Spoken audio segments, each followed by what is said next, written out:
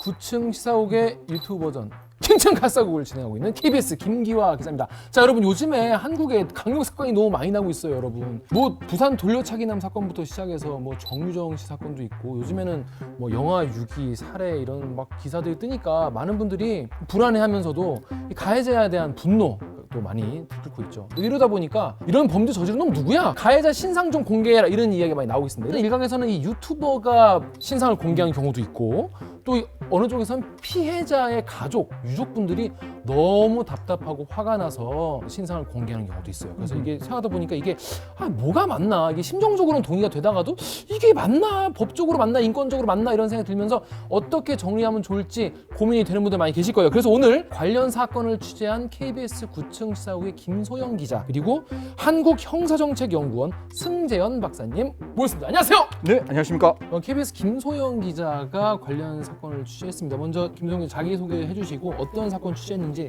간단하게 설명 좀 해주시죠. 네, 저는 9층 시사국에서 취재하고 있는 김소영이라고 하고요. 저희가 이번에 취재한 사건은 올해 5월 8일 날 어버이날에 일어난 사건인데요. 이 경기도 수원의 한 빌라에서 일어난 사건이었습니다. 40대 남성 A씨가 이 옆집에 사는 30대 남성을 흉기로 찔러서 살해한 사건이었고요. 당시에 가해자가 범행 후에 직접 112에 신고를 하면서 내가 소음 문제로 옆집 사람을 죽였다라고 하면서 얘기한 것 때문에 이게 벽간소음 살해 사건이라고 알려져 있는 그러니까 층간이 아니라 벽간소음. 예. 그렇습니다. 이제 이 관련된 이야기는 나중에 또 얘기를 해보겠지만 요즘에 이렇게 선생님 보니까 이런 강력 범죄 너무 많고 이런데 이게 어떤 거는 신상 범죄가 되고 어떤 건 안 됐죠? 이걸 좀 분리를 좀 해서 설명을 해주시죠. 가장 중요한 거는 국민이 알고 싶은 사건이 신상 공개의 대상이 되고 그게 공공의 이익이에요. 신상 공개하는 게 두 개의 법률이 있습니다. 첫 번째가 특정 강력 범죄에 대한 신상 공개가 있고 두 번째는 성폭력 범죄의 신상 공개가 있어요. 성폭력 범죄자들은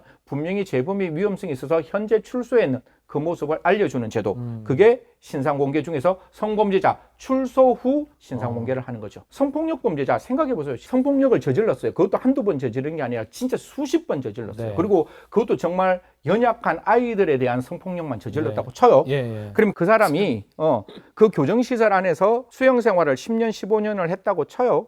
그러면 개성교화가 될 수 있는 가능성도 있지만 개성교화가 안 될 가능성도 있는 거잖아요. 우리는 개성교화가 안 된 사람을 어떤 특정 시설에서 조금 더 개성교화를 시키기 위해서 형기 다음에 1, 2년, 3, 4년, 5, 6년 머무르게 할 수 있는 게 없잖아요. 그냥 세상 밖에 나와서 전자발찌 차고 보호관찰 차고 신상공개 알림이 이에 얼굴 알려주고 그 옆에 산다고 신상공개 고지해 주는 거 이게 다잖아요. 그렇기 때문에 박병화가 그런 거예요. 화성 시민들이 옆에 박병화가 나왔을 때 그 주민들이 느끼는 그 분노가 저는 정당한 분노고 그 주민들이 느끼는 불안은 합리적인 불안이에요. 조두순에 대한 것도 마찬가지죠. 그렇죠. 옆에 지나가면 그 사람이 그 아이를 그렇게 불러서 그런 행동을 했는 사람인데 그 사람이 재범을 저지르지 않는다? 그거는 너무 보장이 없기 때문에 국민들에게 알려주는 거예요. 야, 이 사람 너희 옆집에 살아. 이것도 말도 안 되는데 네가 피해 이 말이에요. 국가가 그 사람을 단돌이 딱 쳐가지고 어디에 잡아놓아서 개성교화를 시켜야 되는데 그게 안 되니까 국민들에게 정말 죄송합니다. 이 사람 옆에 사니까 이 사람 보면 도망가세요. 첫 번째.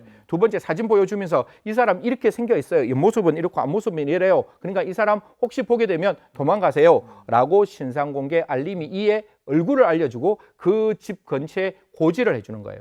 그러면 특정 강력범죄라고 이야기하는 것은 살인범죄가 대표적인데 이 8조 2에는 요건이 5가지로 규정되어 있습니다. 첫 번째, 그게 사람을 죽인다고 해서 신상공개가 되는 게 아니라 그 범죄 수법이 잔인해야 됩니다. 수법이 잔인하다. 그렇죠. 또 피해가 커야 됩니다. 근데 피해가 크다는 거는 어차피 사람 죽는 건 똑같잖아요. 그러니까 이게 굉장히 사회적으로 여파가 굉장히 많이 미칠 수 있는 여파가. 사건. 쉽게 말해서 제가 A 대 A 대 치정 사건이 아니라 이게 묻지마 살인이 되면 우리 김 기자님 순간적으로 이거 큰일 났다 이런 생각 안 드세요?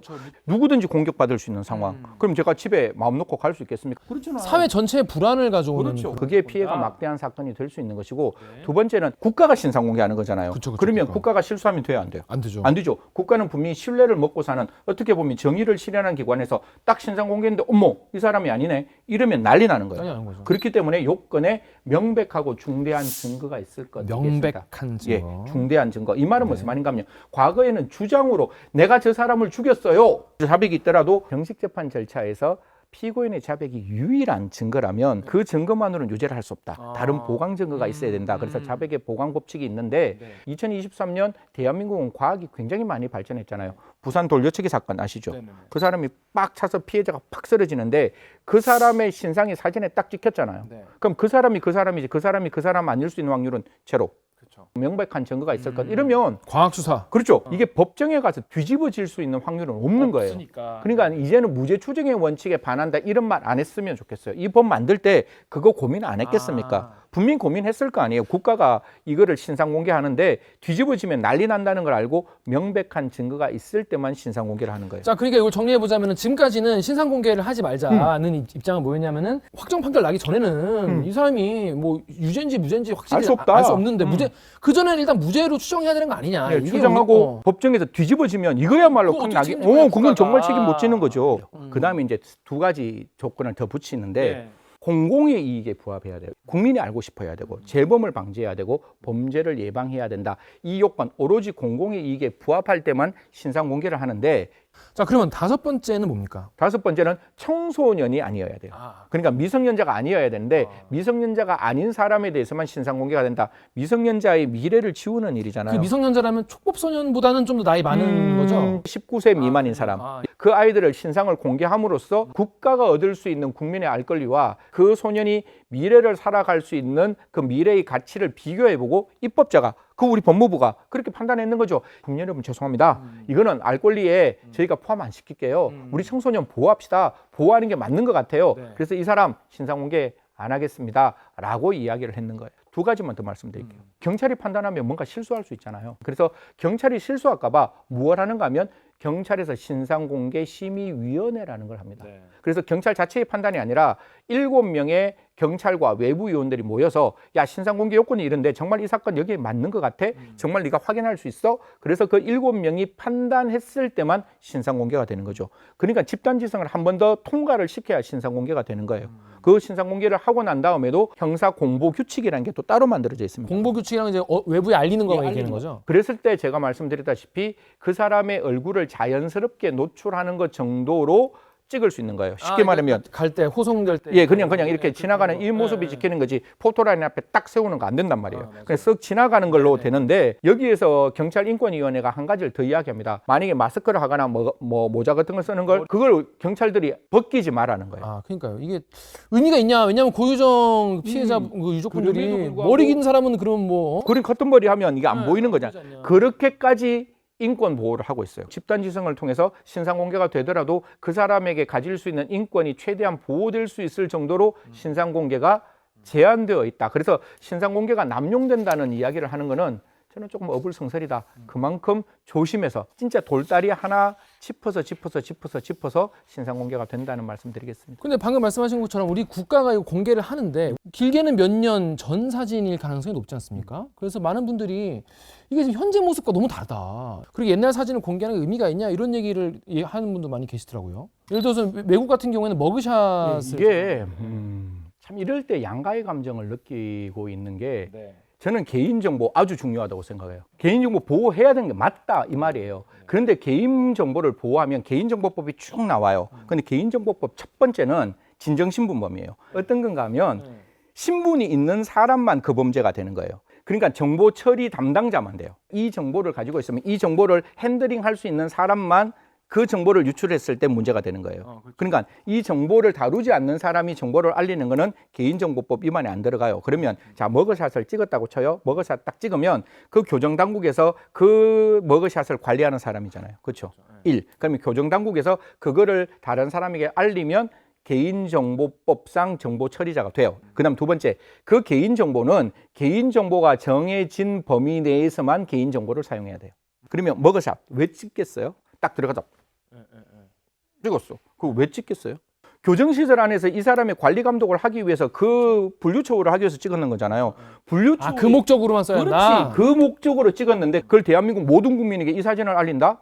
이건 목적 외에 사용하는 거잖아요. 그래서 안 되는 거예요. 주민등록 사진도 그런 거예요. 주민등록 사진은 인적 동일성을 확인하는 거잖아요. 그러니까 인적 동일성 확인 이외의 국민들에게 알 권리를 충족하기 위해서 신상 공개 대상의 사진에 쓰면 안 되는 게 원칙이었어요. 그래서 원래 사진 두 개다가 공개되면 안 돼요. 그래서 그냥 일반적인 어떤 얼굴이 나오는 게 그게 공개돼야 되는데 커튼 머리 치고 마스크 차고 번거지 모자 쓰고 이러니까 이게 말이 돼? 그치. 아니 뭐야 이렇게 어렵게 신상 공개도 했는데 그쵸. 이건 신상 공개가 없는 것보다 못하잖아 라고 하니까 이제 법무부가 유권 해석을 하는데 신상 공개 목적 외로 그 특정 강력 처벌 등에 관한 법률 8조 2에서 신상 공개를 하라고 했으니 그럼 사진 2개를 놓고 알리는 거예요. 이 사진과 이 사진 중에 둘 중에 하나는 반드시 알려야 된다. 어느 거 선택할래? 라고 피해자한테 물으면 피해자는 당연히 주민등록증 사진을 이야기하지 이 머그샷을 본인이 골라요? 네, 그러니까 왜냐하면 둘 중에 하나를 예외적으로 보내야 되는 거니까 둘 다 목적 외로 사용하는 거잖아요. 사진은 2개밖에 없을 거 아니에요. 국가가 가지고 있는 사진. 이거는 법을 바꾸면 돼요.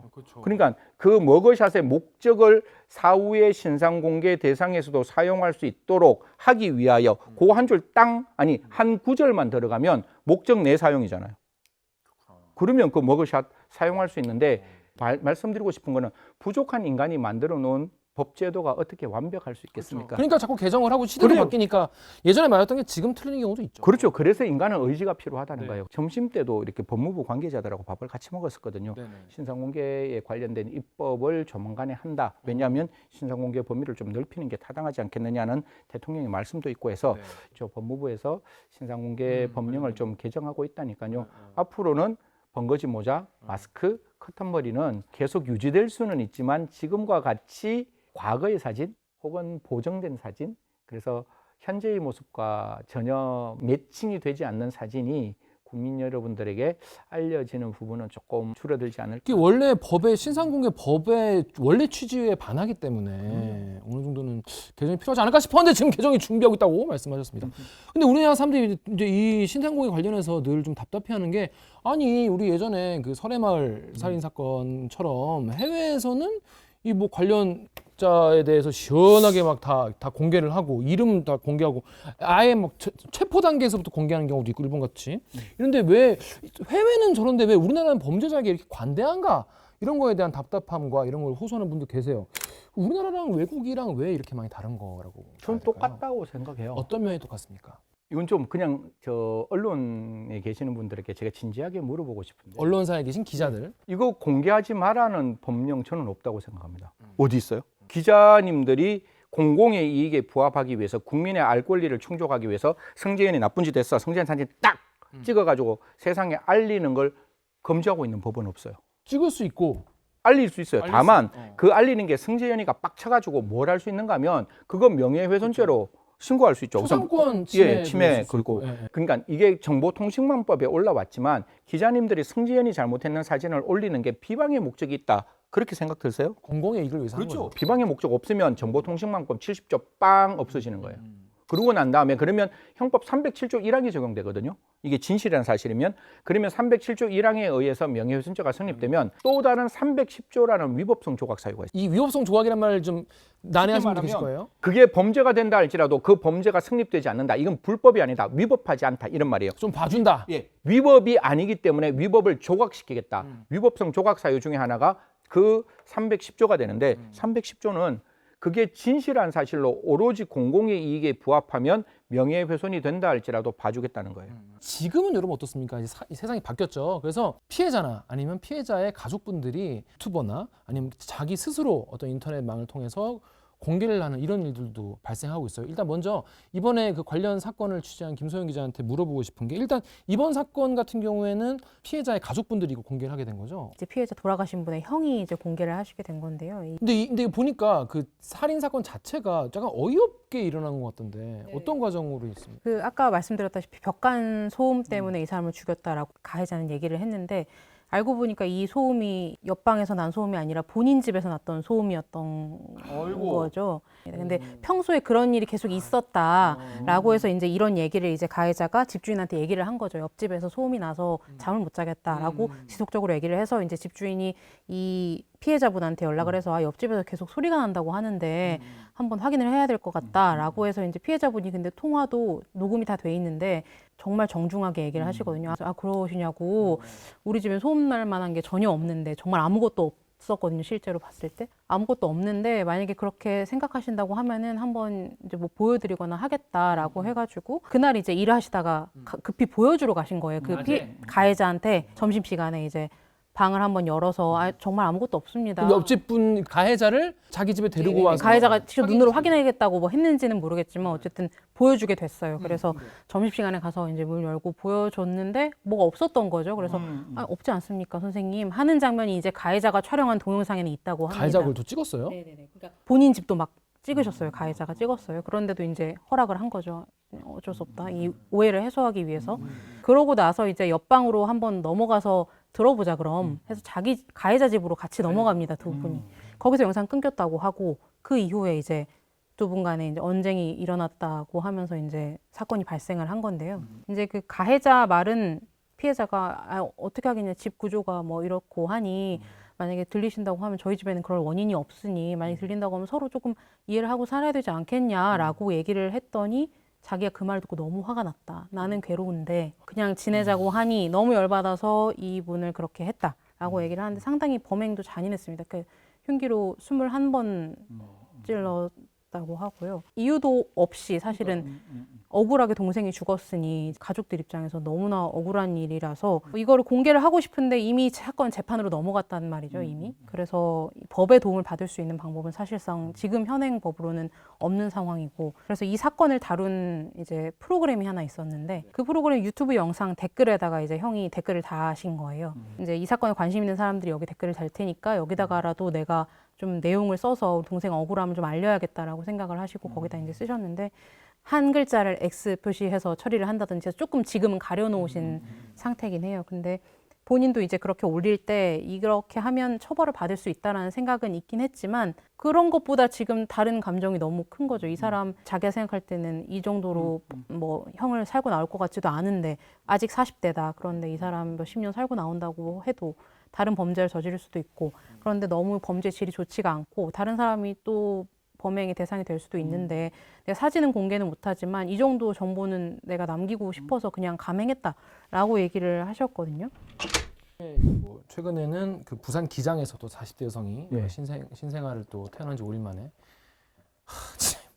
이런 막 설명하기도 너무 끔찍한 사건들이 요즘에 계속 나오고 있어요. 수원에서도 있었고 뭐 이게 근데 이제 사건이 살인인지 아니면 아동 학대인지 뭐 어떤 모르죠. 어떤 범죄인지가 이게 경찰 단계에서 확정이 되는 것도 아니고 이게 해서 뭐 송치한다고 해도 검찰에서 이렇게 또 바뀔 수도 있고 하니까 이거를 어느 단계에서 이제 국민들이 이것도 관심을 가지고 뭐 공개를 해라 마라 이런 거 정하기도 되게 힘든 그런 상황인 것 같긴 해요, 사실.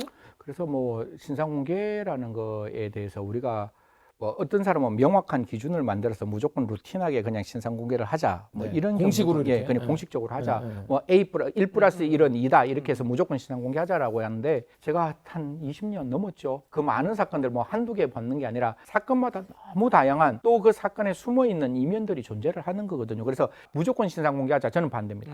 무슨 말인가 하면 사건을 들여다봤을 때 신상 공개 안 될 수 있는 여지가 굉장히 많은 사건들이 많아요. 요번에 수원 영아 살해 사건 처음부터 끝까지 저 경기 남부청하고 같이 좀 이렇게 협업을 했고 검찰도 굉장히 여기에서 협업을 잘했어요. 첫 번째 뭔가 하면 영아 살인 사건을 하는데 시신을 찾아야 이게 살인 사건이라는 게 확인되잖아요.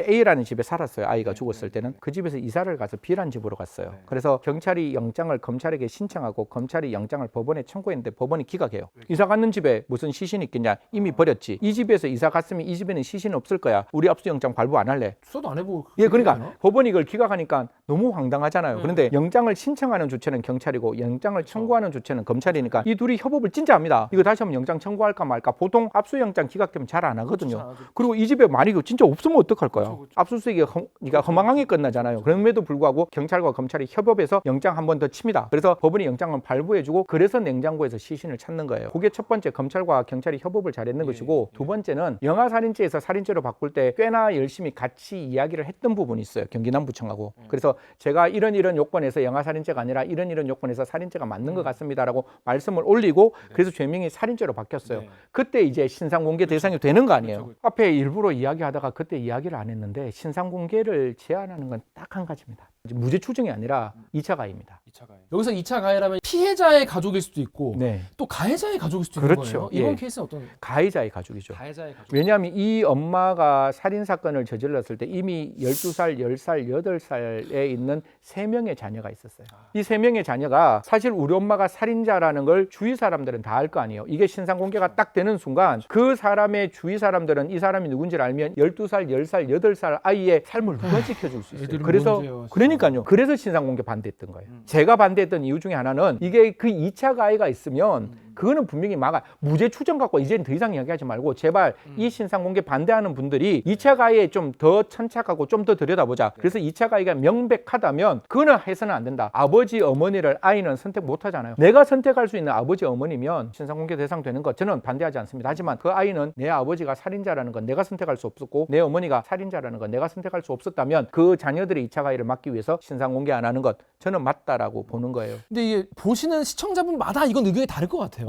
왜냐하면 뭐 물론 이 사건은 이제 피해자의 가족도 없지만 이 사건 피해자의 가족이 가해자는 정말 말도 안 되는 사건이고 그렇지만은 다른 사건인 경우도 있지 않겠습니까? 가해자의 가족에 대한 2차 가해 때문에 피해자의 유족의 절절한 마음을 외면할 수밖에 없을 수도 있는데 이게 되게 충돌하는 가치인 건데. 그래서 여기에 대해서 우리가 이제 오픈시켜서 이야기를 하자는 거예요. 2차 가해 중에서 이 정도 사정이 있으면 2차 가해가 심히 명백하게 문제가 되기 때문에 이때는 신상 공개를 하지 말자라는 나름대로의 전례가 만들어질 거잖아요. 그러기 위해서 우리는 끊임없이 노력을 해야 되고 끊임없이 이야기를 해야 되지 않을까. 고유정 아세요? 고유정? 고유정 알죠. 고유정 혹시 PCLR이라 그래가지고 사이코패스 검사 안 했는 거 아세요? 안 했다고요, 그거를? 안 했어요. 왜 안 했어요? 제가 반대했어요. 왜 반대하셨죠? 저 고유정 기사 보면 승재형 고유정 진짜 나쁜 사람이라고 계속 썼거든요. 이해 안 된다, 이해 안 된다, 이해 안 된다, 정말 말이 안 된다, 말이 안 된다, 말이 안 된다, 이게 말이 돼 이렇게 했는데 아까 제가 말씀드린 가치가 충돌한다는데 고유정이 범죄 동기는 명확해요. 이 아이를 내가 데리고 키우고 싶은 거야. 이 아버지로부터 뺏어서 이게 굉장히 나쁜 일이에요. 절대로 해서는 안 되지만 이 아이를 가지고 오기 위해서 그 아버지를 정말 말도 안 되는 방법으로 죽였단 말이에요. 그런데 여기서 고유정은 어차피 그렇게 되면 뭘 판결받겠어요? 무기징역 받겠죠. 이 정도의 나쁜 사람이면 근데 사페 검사, 사이코패스 검사를 하면 이 사이코패스 점수 굉장히 높게 나올 겁니다. 제 생각에는 그러면 이 사람이 국가 모든 기관에서 국가 모든 언론에서 고유정은 사이코패스다 이렇게 1단으로 적을 거 아니에요. 쓰겠죠. 예. 그러면 그 아이의 입장에서는 우리 엄마는 태어나지 않았어야 되는 엄마예요. 우리 엄마는 어차피 태어나면서부터 범죄를 저지를 수밖에 없고 어차피 살인자의 엄마. 그러면 살인자의 엄마로부터 나는 태어난 나쁜 피를 받은 사람. 이렇게 아이가 낙인 찍힐 수 있잖아요. 그러니까 사이코패스가 높게 나온다면 그 사람은 원래 범죄를 저지를 가능성이 높은 매우 사람으로 태어났다. 매우 높은 사람. 그리고 거의 원죄같이 이제 그렇죠, 되는 그렇죠. 거고. 태어나지 말았어야 되는 사람으로부터 태어난 아이가 무슨 죄가 있어? 그래서 어차피 사이코패스 검사 안 해도 고유정은 무기예요. 제가 봤을 때 100% 무기예요. 그래서 그런 경우에 있어서 과연 사이코패스 검사를 해야 되는 게 맞는지 틀리는지 이런 것들이 가치 충돌이라는 거예요. 그래서 형사정책을 만들어 갈 때 제가 1+1은 2 이렇게 하지 말자라고 이야기하는 게 사건마다 우리가 해야 될 때와 우리가 하지 말아야 될 때가 다 달라요. 그래서 신상공개도 해야 될 사람은 반드시 해야 되고 신상공개가 되어서 문제가 있으면 그건 또 반드시 막아야 된다라는 말씀 드릴게요. 제가 한 가지만 더 말씀드리면 김태현 사건 아세요? 세모녀 사건. 세모녀 그러니까 용서가 안 되는 거 아니에요, 김태현도. 근데 김태현이 탁탁탁탁 걸어왔어요. 김태현이 무릎을 탁 꿇었습니다. 그리고 마스크 딱 벗어요. 그리고 잘못했음이라고 이야기를 하는데 모 기자님이 이런 질문합니다. 지금 영상을 보고 있는 어머니에게 하실 말씀 없습니까? 죄송합니다. 화면 보고 있을 어머니께 할 말씀 없습니까? 볼 면목이 없습니다, 솔직히. 이거는 국민의 알 권리하고는 관계없는 거 아니에요. 이거야말로 트래픽을 올리기 위한 전형적인 질문이라고요. 그게 왜 문제가 돼요? 그 어머니의 입장에서는 김태현이가 그렇게 살인자로 만드는 게 내가 만들었냔 말이에요. 그 어머니가 만드는 거 아니잖아요. 그 어머니에겐 다시 한번 대목 더 박는 거라고요. 그런 질문을 해서는 안 된다라는 거예요. 그래서 이런 부분에 있어서 만약에 그때 제가 중앙일보에 기사를 썼을 때 만약에 이런 질문이 한 번만 더 나오면 난 목숨 걸고 신상공개 반대한다 그랬어요. 그러니까 사적 제재나 어떤 사적으로 이렇게 공개하고 이런 것들 자체가 아무래도 이 국민 법감정과 많이 제도가 좀 어느 정도 거리가 있다. 그런데 이런 거에 대한 반증일 수도 있기 때문에 앞으로 그래서 그 당정이 앞으로 이제 신상 공개 관련해서 최근에 대책 같은 걸 내놨는데 김소영 기자 한번 정리해서 좀 설명해 주시죠. 되게 빠르게 대책이 나왔습니다. 특별법을 만들겠다고 했는데요. 이 특별법에 이 수사기관이 범죄자의 현재 사진을 촬영해서 공개할 수 있도록 하는 규정을 넣기로 했고요. 또 피의자로 지금은 한정돼 있는 신상공개 대상을 재판을 받는 피고인까지로 확대하고 공개 범위도 마약, 테러, 아동 대상 성범죄, 뭐 묻지마 폭력 이런 것까지 좀 크게 확대하겠다. 그 전엔 그게 대상이 아니었나 말을 보죠? 했습니다. 예. 그래서 오늘 아까 제가 말씀드렸다시피 저 법무부 관계자분도 이 부분에 대해서 좀 들여다볼 거고, 가끔 패널 분들이 이런 말씀을 하시더라고요. 피의자 신상 공개와 피고인 신상 공개는 다른데 왜 피고인의 신상 공개를 하느냐. 제가 봤을 때는 국민의 알 권리는 이 사건이 특강에 해당되는 사건이고 피의자일 때 신상 공개가 되었다면 그 똑같은 사건이 피고인 단계에서 신상 공개하자는 거는 그걸 전가시키는 게 아니잖아요. 그때 할 수 있는 거를 피고인 단계에 하자라는 거잖아요. 그러면 제가 이거를 굳이 피고인이기 때문에 반대를 하는 거는 제가 봤을 때 조금 맞지 않는 듯한 느낌이 드는 거고, 그 신상 공개가 되는 범죄라면 피고인 단계에서도 법원의 판단에 따라서 신상 공개 딱 세 가지입니다. 얼굴, 사진, 이름. 오히려 재판 1심이 끝난 이후라고 그러면은 오히려 아까 말씀하신 대로 그 개연성이 더 높아진 상황 아니겠습니까? 합리적 의심을 넘는 고도의 개연성. 그래, 고도의 개연성. 그래. 합리적 의심을 넘는 고도의 개연성. 그러니까 이 고도의 개연성이 이미 확보가 된 상황이기 때문에 오히려 피고인일 때가 오히려 더 의미가 있을 수 있다. 이런. 근데 언제 이걸 하게 되느냐? 이 상황에서는 약간 언론의 역할이 좀 나온 것 같아요. 그러니까 국민적 관심이라는 말을 하잖아요. 네네. 그 국민의 관심이 있어야 국민의 알 권리를 충족시키기 위해서 공개한다. 이 논리가 성립되는 거 아니겠습니까? 그렇죠. 근데 여기서 국민의 관심을 끌게 하려면 언론이 아무래도 이거에 대해서 제대로 알리고 많이. 그럼요. 언론에 가지고 있는 윤리 책임이 가장 중요하고, 국가가 주저하고 있을 때, 멈칫 이러고 그렇죠. 있을 때 네. 언론이 먼저 한 발자국 앞서서 국민의 알 권리를 위해서 우리는 이런 걸 분명히 함께 더불어 국민 여러분과 연대하겠습니다 라고 이야기하는 것, 저는 언론이 한 번 정도 보여줄 수 있는 결기가 아닐까라는 생각을 제가 조심스럽게 하는데, 거듭 이게 전제되려면 이 기자님들이 절대로 손해배상 책임 안 받을 수 있도록 정말 제대로 지켜주신다면 우리 언론이 조금 더 국민 옆에서 더 신뢰받지 않을까. 자, 오늘 저희 구청지사구 유튜브 킹천 가싸우게 처음으로 출연을 하셨는데 오늘 출연 소감 어떠신지 한 말씀 부탁드립니다. 국민의 알 권리를 자칫 잘못된 분노라고 이해하시는 분들이 많은데, 국민의 알 권리는 정당한 분노라고 생각합니다. 그 분노를 지켜줄 수 있는 언론이 되었으면 좋겠다는 말씀과 함께, 국가도 국민이 알고 싶어하는 그 권리, 그 내용 분명히 국가가 답을 해야 될 시기라고 생각합니다. 우리가 원하는 게 잘못된 언론을 통해서, 잘못된 신상 공개를 통해서 그 사람을 낙인 찍겠다는 게 아니라 정말 잘못했는 사람에게 어떠한 일을 했는지를 알 수 있는 최소한의 정보를 알려주는 거고, 제대로 된 신상 공개 되어야 합니다. 있는 죄도 그게 없는 이보다 못하다면 국민들로부터 신뢰받을 수 없으니까요. 이제 이번에 법이 좀 개선됨으로써 이게 촬영되었으면 제일 좋겠다는 말씀이고, 만약에 이게 촬영이 안 된다면 적어도 최근에 있는 사진들이 국민들에게 알려짐으로써 국민들의 알 권리가 제대로 충족되었으면 좋겠다는 말씀 드리도록 하겠습니다. 네. 이 사안과 관련해서 김소영 기자가 구층 지사국의 이제 방송 버전, 본 방송이죠. 저희 이제 거의 예고편 같은 거고, 이걸 이제 곧 이제 공개가 되는데, 이번에 나오는 구층 지사국 어떤 내용인지 설명을 좀 해주시죠. 네, 저희 그 방송에는 아까 잠깐 말씀드렸던 격관소음 살해 사건의 피해자 유족들을 저희가 직접 만나서 왜 이렇게 직접 나서게 됐는지 그런 얘기들을 직접 들었고요. 더 자세하게 담겨 있고, 그래서 우리가 한번 피해자 입장에서 이런 건을 한번 돌아볼 수 있는 그런 계기가 될 것 같고, 지금 저희가 오늘 얘기했지만 정말 못 다룬 부분이 많잖아요. 이게 굉장히 복잡한 문제고 생각해 볼 거리가 많은 문제라고 저는 생각하는데, 저희 방송 보시면 아마 그런 생각들을 해볼 수 있는 그런 계기가 될 것 같거든요. 많이 봐주시면 감사하겠습니다. 네, 그렇습니다. 그럼 저희는 이번 주는 이 신상 공개 관련해서 여러분께 이렇게 복잡하고 누군가의 감정이 많이 얽혀있는 이런 사안도 참 보기 드문 케이스이긴 하고, 또 그리고 이런 사안만큼 또 시대의 변화를 몸소 이렇게 겪을 수밖에 없는 이런 사안도 좀 쉽지 않아서 되게 좀 많은 분들 혼란스러우셨을 텐데, 오늘 설명 들으면서 좀 어느 정도 정리가 되셨길 바랍니다. 그리고 김소영 기자가 취재한 본방도 보시면 더 도움이 될 것 같습니다. 그럼 저희는 이번 주는 이걸로 인사드리도록 하겠습니다. 그럼 저희는 다음 주에 더 중요하고 재밌는 뉴스로 돌아오겠습니다. 안녕. 고맙습니다. 고생하셨습니다. 빠밤.